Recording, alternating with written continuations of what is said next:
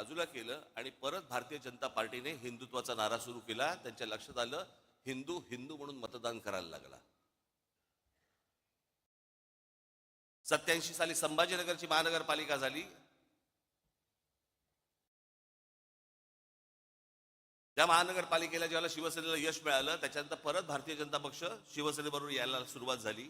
88-89 चर्चा.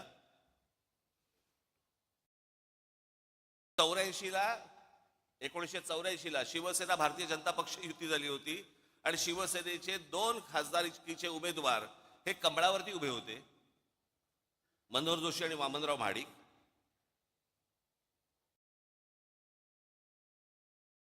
मग 90ला परत युती झाली.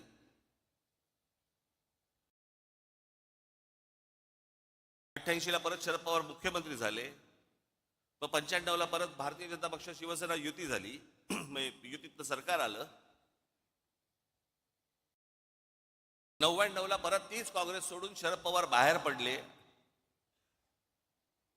आणि 99चे रिझल्ट लागल्यावरती 2 महिन्या एक दीड महिन्यामध्ये शरद पवार त्यांची काय राष्ट्रवादी काँग्रेस आणि काँग्रेस परत युती झाली.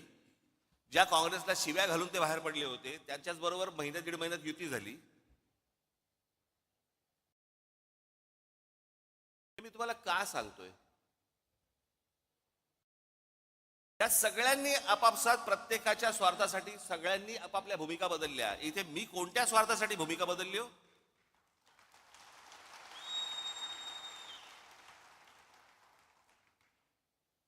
आत्ता जर समजा तुम्ही जर मंत्रिमंडळातली लोक बघितली आत्ता, तर त्यातले बहुतेक जण हे शिवसेनेतनं आलेले, काँग्रेसमधनं आलेले असेच आहेत. यांचंच सगळं सरकार बनलेलं आहे. यांना हे पत्रकार विचारायला जाणार नाहीत का भूमिका बदललीत, पण तुमच्या कानात बरोबर ते घालत बसणार भूमिका बदलली, भूमिका बदलली. आणि हल्लीचे जे पत्रकार आहेत त्यांचा तर किती गाढा अभ्यास असतो, तर म्हणजे धन्यच आहेत ते.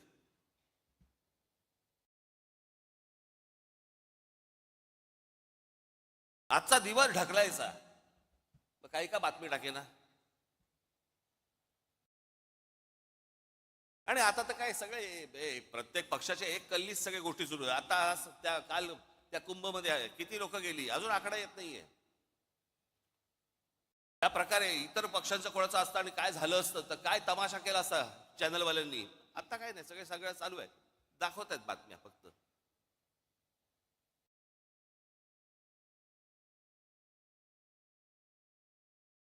आणि मग काय गोष्टी पेरायच्या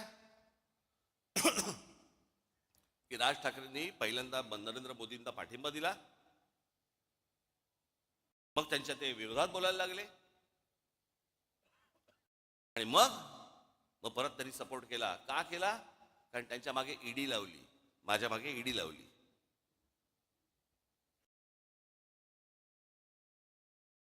मला ती पण कहाणी आज तुम्हाला तुमच्या समोर आणि ह्या चॅनलच्या द्वारे महाराष्ट्रासमोर मला समोर सांगायचीच आहे.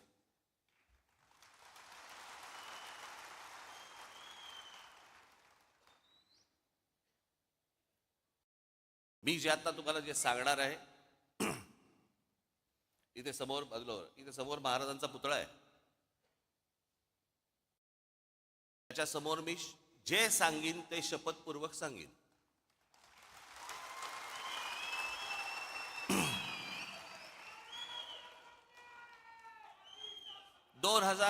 साधारणपणे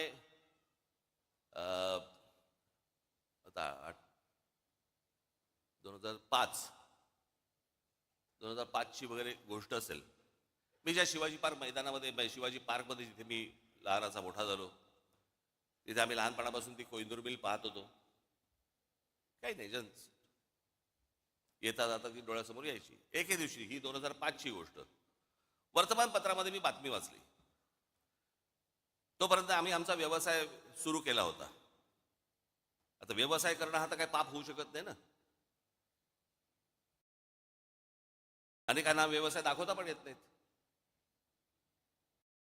तरी सगळ्या गोष्टी सुरू असतात त्यांच्या. एक व्यवसाय सुरू केला. वर्तमानपत्र सकाळी वाचत असताना वर्तमानपत्रामध्ये एक बातमी दिसली मला. NTSCच्या सगळ्या मिल्स, NTSCच्या केंद्र सरकार, सुप्रीम कोर्टाने निर्णय दिलाय की या NTSCच्या मिल्स काढा आणि जे काही कामगारांचे इतक्या वर्षांचे पगार होते ते देऊन टाका. आपली बातमी वाचत होतो. बातम्या वाचता वाचता त्या सगळ्या मेलमध्ये एक कोहिनूर मिल होती.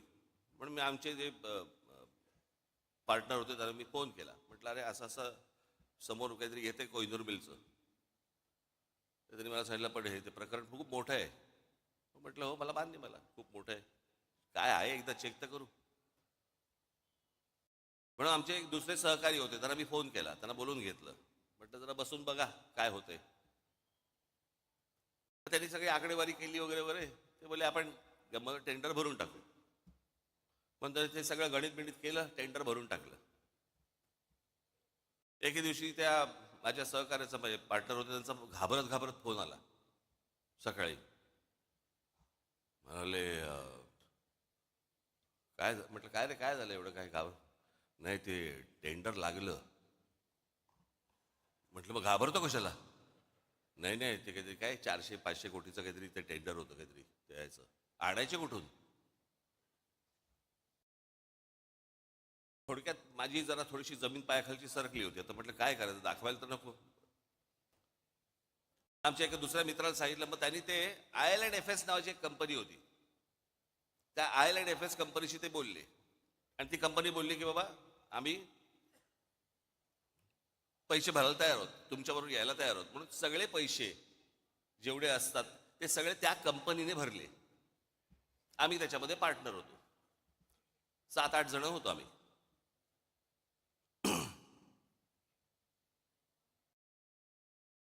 झालं सगळं सुरू. परत त्याला ब्रेक आला. परत ती केस काहीतरी कोर्टामध्ये गेली आणि सगळ्या परत मिल त्या अडकल्या. परत त्याच्यामधनं 1 वर्ष 1.5 वर्ष गेलं आणि मग त्याच्यानंतर ते सगळं परत 1.5 वर्षांचं सुरू झालं. त्या दरम्यान मी आमच्या सहकार्यात म्हटलं बाबा हे पांढरा हत्ती हा आपल्याला झेपायचा नाही, आपण यातनं बाहेर पडू. मग माझ्याबरोबरचे अनेक जे काही माझे पार्टनर जे होते ते बोलले की आपण नाही आपल्याला हे झेपणं नाही, काम नाही आपलं, आपण आपल्याला बाहेर पडू. म्हणून आम्ही आमचा स्टेक घेऊन बाहेर पडलो. आमचा स्टेक त्यांना दिला आणि त्याचे पैसे घेऊन आम्ही बाहेर पडलो. ही गोष्ट आहे 2000 मला असं वाटतं 8ची. त्याच्यानंतर आमचा विषय संपला. ज्या दिवशी मला ती ईडीची नोटीस आली, मला प्रश्न पडला कसली ईडीची नोटीस, काय आहे काय. मग आम्ही जेव्हा बघितलं त्यात विषय होता कोहिनूरचा. म्हटलं आपला काय संबंध याच्याशी. आता मला तिकडे बोलवते माणसं, मलाशी काय बोलवते हेच मला समजेना. त्यांच्याकडनं तुम्हाला पैसे आले पण तुम्ही त्यांचे पैसे काय, मला काय कळत नव्हतं. म्हटलं काय झालं. बरं जे पैसे आले त्याच्यावरती आम्ही टॅक्स भरला, टॅक्स भरून तो गेला. सगळ्यांनीच टॅक्स भरला आणि तो गेला. ती जी कंपनी होती त्याच्यामध्ये टॅक्स भरला, त्या कंपनीने तिकडे टॅक्स भरला, त्यातनं आम्ही बाहेर पडलो. मला ज्या वेळेला ती गोष्ट आली त्यावेळेला मी ज्यावेळेला इन्क्वायरी केली, आमच्या CA ला बोलवलं. म्हटलं काय नेमकं काय झालं सांग मला. तो बोलला तुमच्यातला एक जो पार्टनर आहे, तुम्ही जो टॅक्स भरलात त्या कंपनीत, त्या पार्टनरने तो टॅक्स इन्कम टॅक्सला भरलाच नाही, तो ते पैसे तुमचे बाहेरच्या बाहेर वापरले. म्हटलं मग आता काय करायचं. म्हणजे आता परत टॅक्स भरायला लागेल. आम्ही परत टॅक्स भरून टाकला. जेवढा होता तेवढा परत प्रत्येकाने आपापला टॅक्स परत भरून टाकला. कोण जाईल झंझटीत.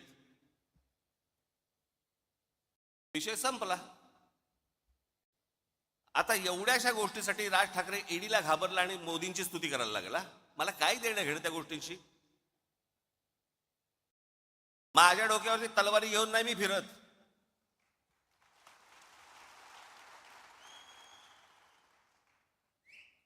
हे बाकीच्यांसारखं नाहीये. 6 दिवस अगोदर मोदी म्हणतात 70,000 कोटीचा भ्रष्टाचार केलेला ना आम्ही 8 मध्ये टाकू. आम्हाला माहित नव्हतं की ते मंत्रिमंडळात टाकणार आहेत.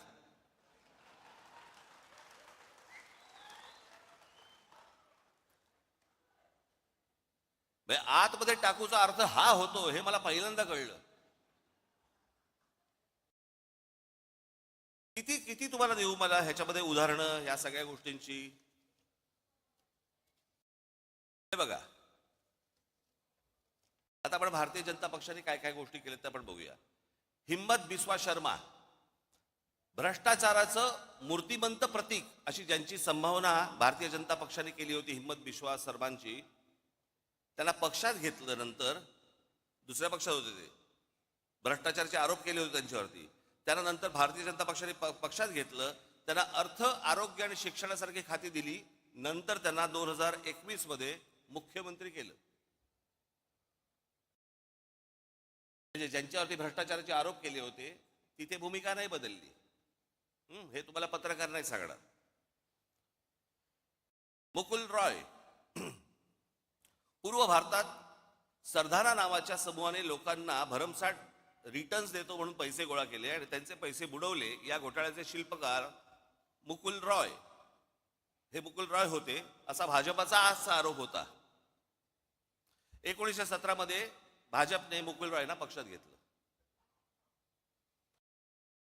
BS येडियुरप्पा, खाण घोटाळ्या प्रकरणी भाजपने त्यांना दूर सारलं, पण पक्ष सत्तेत येत नाही हे पाहून पुन्हा पक्षात घेतलं आणि 2019 ते 21 त्यांना मुख्यमंत्री केलं. अजित पवारांचं तर मी तुम्हाला सांगितलं. अशोक चव्हाण, आदर्श घोटाळा. त्यांनी काँग्रेस पक्ष सोडायच्या आधी संसदेत आदर्श घोटाळ्यातील त्यांच्या सहभागावरून भाजपच्या खासदारांनी आरोप केले. पुढे 8 दिवसात ते भाजपमध्ये आले आणि लगेचच त्यांना राज्यसभेवरती खासदार म्हणून पाठवलं. भूमिका नाही बदलली.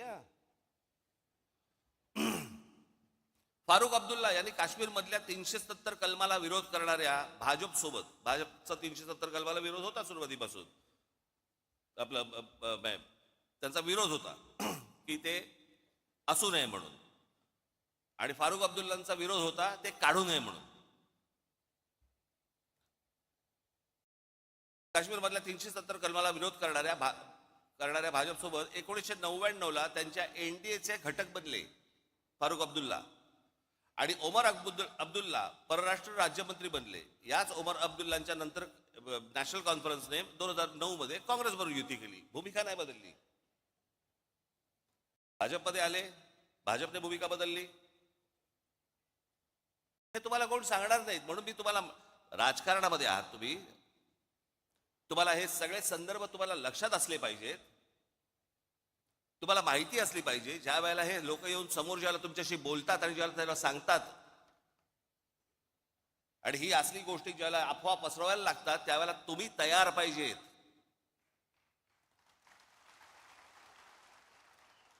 गेल्या 50, 60, 70 वर्षाचा इतिहास महाराष्ट्राचा काय आहे, देशाचा काय आहे, कुठे कुठे कुठच्या पक्षाने काय काय गोष्टी केल्या.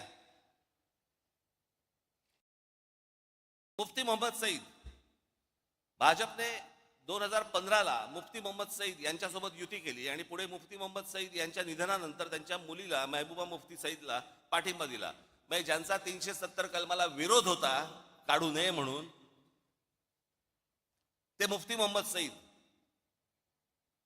मग ह्या मुफ्ती मोहम्मद सईद यांच्या एका फ्रॉड प्रकरणात त्यांच्या मुलीला अपहरण केलं म्हणून भारताला काही अतिरेकी सोडायला लागले होते, ते हे मुफ्ती मोहम्मद सईद. त्यांच्याबरोबर भारतीय जनता पक्षाने पहिल्यांदा युती केली. मुफ्ती महबूबा मुफ्तींना तिथे पुढे मुख्यमंत्री केलं आणि नंतर त्यांचं सरकार पाडलं आणि राष्ट्रपती राजवट आणली. भूमिका नाही बदलली. इथे कोण बोलणार नाही भूमिका बदलली.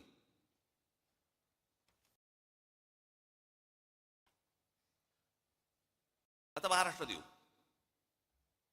राधाकृष्ण विखे पाटील, आधी काँग्रेसमध्ये, मग विरोधी पक्षनेते होते. पुढे 2022 ते 24 काळात महसूल मंत्री आणि सध्या जलसंपदा मंत्री भाजपमध्ये.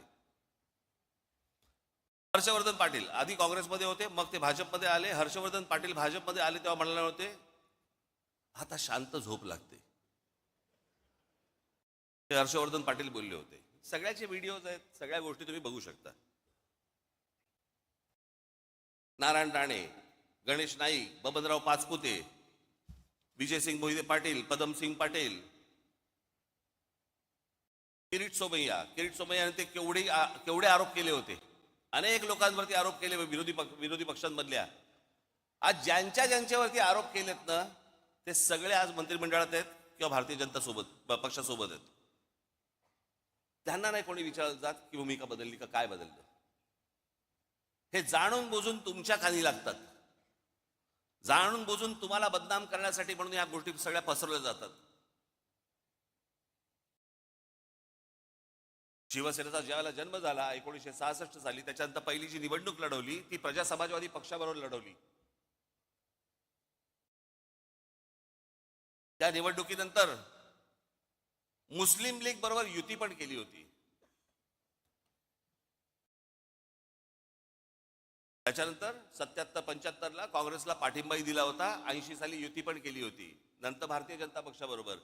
त्यावेळेची जी काय परिस्थिती असेल त्याप्रमाणे विरोधी पक्ष कोण निर्णय घेत असतात, यांनी घेतले असेल, त्यावेळेला परिस्थिती बदलली असेल. पण त्यांची ती बदललेली परिस्थिती, हे ह्यांचं बरं आहे, ह्यांनी केलं की प्रेम, आम्ही केला की बलात्कार.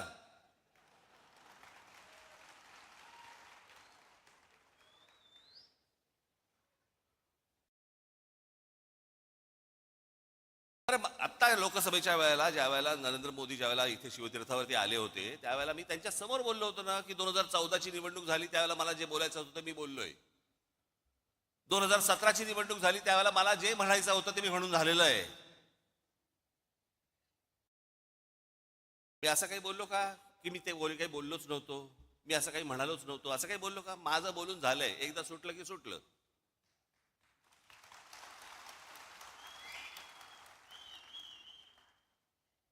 आणि जे बोललो होतो त्या सगळ्या गोष्टींना आधार होते.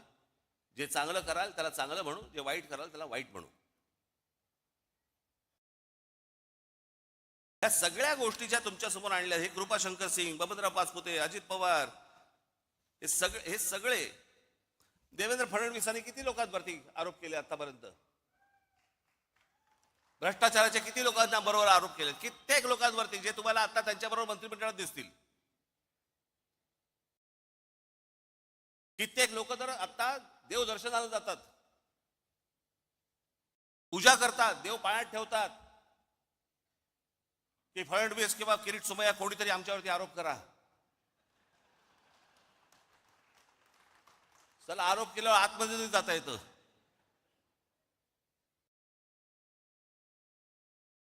एवढा सगळा चिखल होऊन बसलेला आहे. आणि या चिखलामध्ये मला असं वाटतं की तुम्ही आतापर्यंत, आपण ज्या प्रामाणिकपणे आजपर्यंत पक्ष चालवला, वाढवला, अनेक लोकांना हे असतं, राजसाहेबांनी भारतीय जनता पक्षाच्या किंवा कोणाला नेत्यांना भेटलं नाही पाहिजे.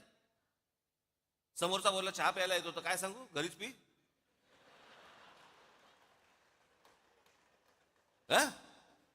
तुम्ही काय वेगळं सांगाल?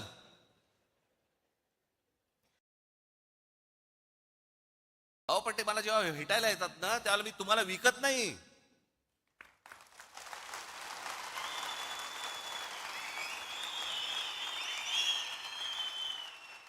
आणि माझा मराठीचा बाणा देखील मी बोथट करत नाही.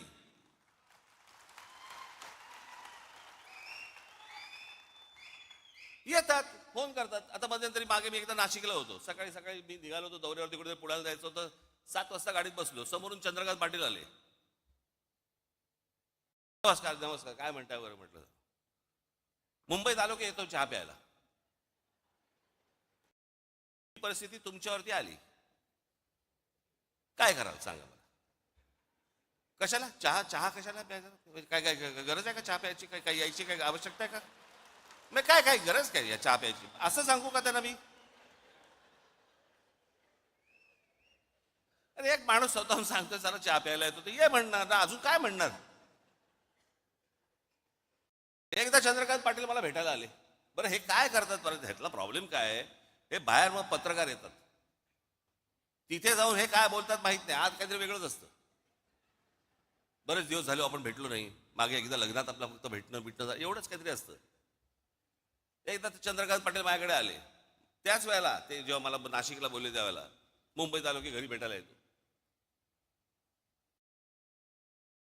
हे मला अजूनपर्यंत कळलेलं नाही. ते माझ्याशी चर्चा करून काय चहा बी खाणं पिणं सगळं झाल्यावरती बाहेर पडले. पत्रकाराने विचारलं काय झालं, तर आपण काय सांगू? काही नाही, सहज सदिच्छा भेट होती म्हणून सहज भेटायला आलो. बरं, पत्रकारांचाही प्रॉब्लेम असतो, त्यांना वाटतं कशात तरी काय असणारच, काहीतरी असणार, त्याशिवाय काय होणार नाहीये. बाई आणि बुवा एकत्र भेटले की काहीतरी लफडच असलं पाहिजे, ह्याला काय दुसरं काय?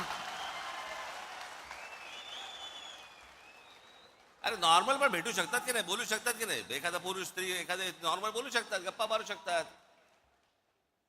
तसं यांचं असतं. हल्ली इथं तेच चालू आहे. पूर्वी तर मध्ये राजकारण इतकं सुंदर छान होतं, सगळेजण एकमेकांना भेटायचे. पक्षाचा विरोध, पक्षाची धोरणं याच्यामध्ये कधी कॉम्प्रोमाइज व्हायचं नाही. पण म्हणून काहीतरी अगदी वैर घेतल्यासारखे वगैरे असं काही नव्हतं पूर्वी. आताही खरं तसं नाहीये. काल आपण छपून भेटतात, मला पण ते कळलेलं नाही, पण बाहेर ते चंद्रकांत पाटील बाहेर पडले माझ्या घरात. काय केलं असेल त्यांनी पत्रकारांसमोर, मला आजपर्यंत कळलेलं नाही. त्यांना प्रश्न विचारला, पाटील साहेब एक तासभर तुम्ही आतमध्ये होतात, काय चर्चा झाली? मला ह्याचा अर्थ नाही कळला. म्हणजे मला त्यांनी कडेवर घेतला होता का काय, ह्याचा ह्याचा अर्थ काय होता हेच मला अजूनपर्यंत कळलं नाही. हे म्हणजे काय?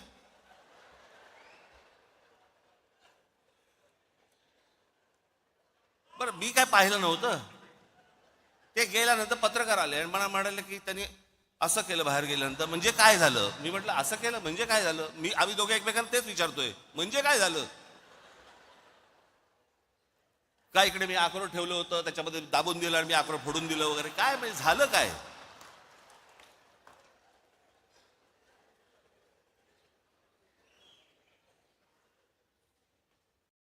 एक गोष्ट तुम्ही लक्षात ठेवा, हे कोण भेटायला आले बिले वगैरे वगैरे वगैरे, पक्षाची भूमिका आणि तुमचं प्रेम यांच्यासमोर लाचार ठेवणार नाही.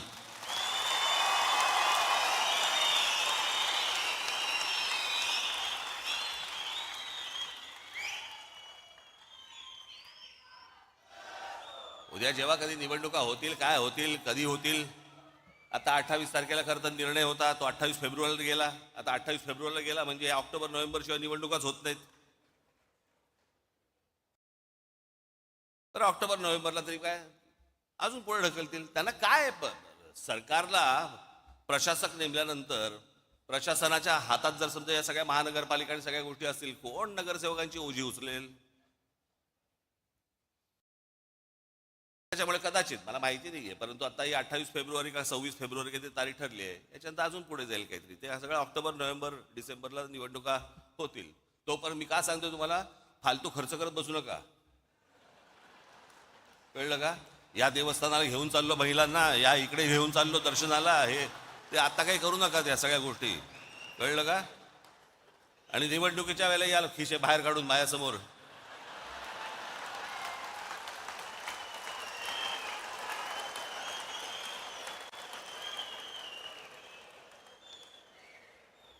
जरा सांभाळून, जरा काय आजूबाजूला चाललंय जरा एकदा बघा बरं का.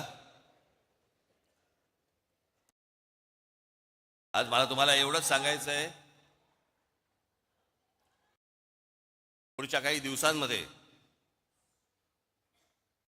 पक्षाला वरपासून खालपर्यंत एक प्रकारची शिस्त आणण्याच्या दृष्टिकोनातून एक आचारसंहिता येणार आहे.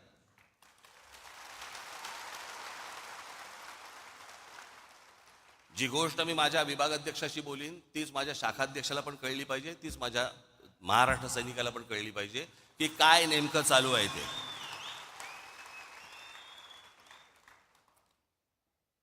पुढच्या साधारणपणे फेब्रुवारीच्या पहिल्या दुसऱ्या आठवड्यापर्यंत त्या प्रत्येकाला बोलवलं जाईल, प्रत्येकाची आचारसंहिता प्रत्येकाला दिली जाईल, नेत्यांची आचारसंहिता नेत्यांना, त्याच्यानंतर तुमची कदाचित काही गोष्टींची नावंही बदलली जातील पदांची.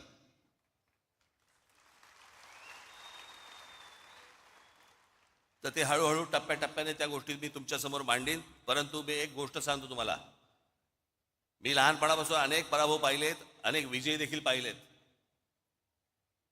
पराभवाने मी कधी खचलो नाही आणि विजयाने कधी हुरळून गेलो नाही.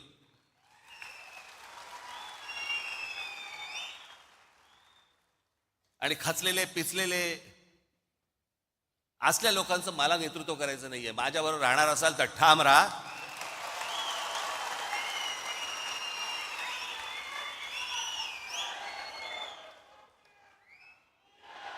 आपल्याला जे महाराष्ट्रामध्ये करायचंय, जे आपल्याला महाराष्ट्राच्या मराठी माणसासाठी करायचंय, जे या महाराष्ट्रातल्या हिंदूंसाठी करायचंय ते आपण करणारच आहोत. ते आपलं स्वप्न आहे.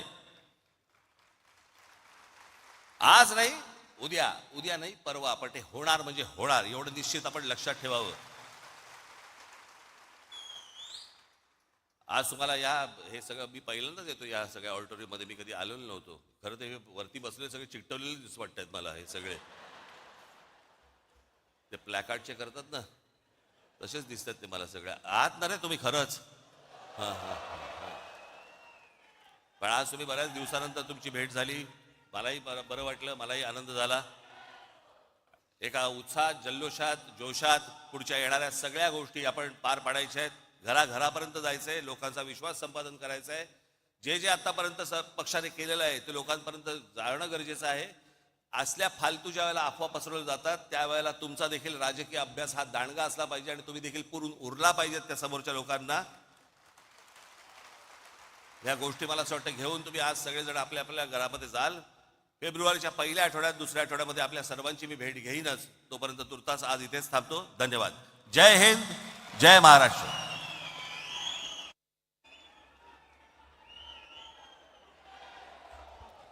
आजच्या या मेळाव्याची सांगता राष्ट्रगीताने होणार आहे.